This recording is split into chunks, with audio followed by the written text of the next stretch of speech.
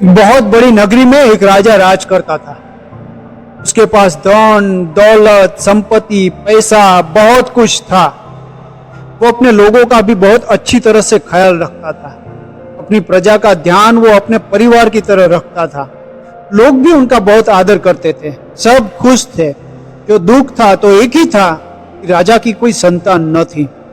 राजा ने मिन्नतें मांगी, मंदिर गया, पूजा अर्चना प्रार्थना सब कुछ करके देख लिया, पर उसकी संतान न हुई। आखिरकार राजा ने सोचा क्यों न मैं एक बच्चा गोद ले लूं। उसने पूरे गांव में ढंढेरा पिटवाया कि मैं एक बच्चे को गोद लेना चाहता हूं। ये बात सुनकर सब खुश हो गए। सब अपने अपने बच्चे को लेकर राजा के पास आने लगे। राजा ने कहा, आज से 2 दिन बाद आप सब गांव के चौराहे पे आए, वहीं पर मैं तय करूंगा किस बच्चे को गोद लेना है। सभी अपने अपने बच्चे को लेकर चौराहे पे पहुंच गए। वहां पर राजा ने सभी बच्चे को एक एक गमला और एक एक बीज देकर कहा, आज से 6 महीने के बाद जो भी इस गमले में एक अच्छा पौधा उगाएगा उसी को मैं अपना वारिस बनाऊंगा। सब बच्चे अपना अपना गमला लेकर घर गए। उनके माता पिता भी बहुत खुश थे। सब अपने अपने गमले का अच्छी तरह से ख्याल रखने लगे, उसे पानी देने लगे, खाद देने लगे, उसका बहुत अच्छी तरह से ख्याल रखने लगे।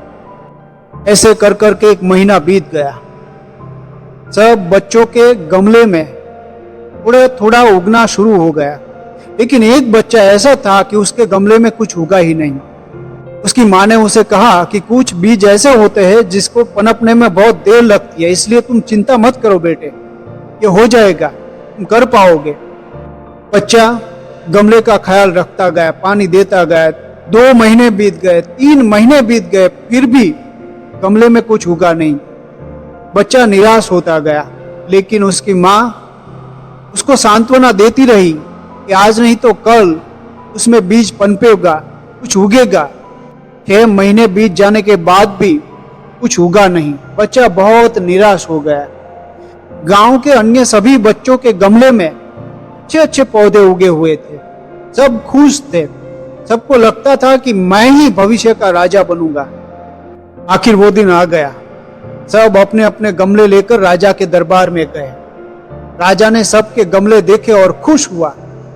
उसने देखा कि एक बच्चे के हाथ में एक गमला है, लेकिन उसमें पौधा उगा ही नहीं है। राजा ने उसको बुलाया, उसका गमला हाथ में लिया और सब बच्चे को दिखाया, ये देखो।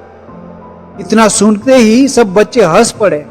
सबको लगा कि ये तो देखो, उसके गमले में कोई पौधा ही नहीं उगा, उसने कुछ मेहनत ही नहीं की होगी।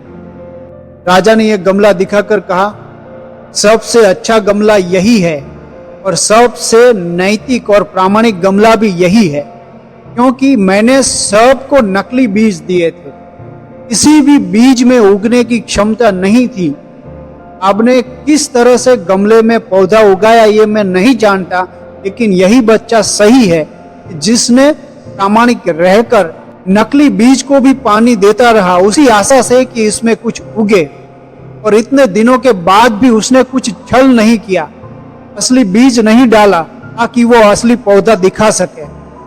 ये बात सुनकर सबके सिर शर्म से नीचे झुक गए। सबके माँ बाप भी मन ही मन दुखी हुए कि उसने गलत कर दिया।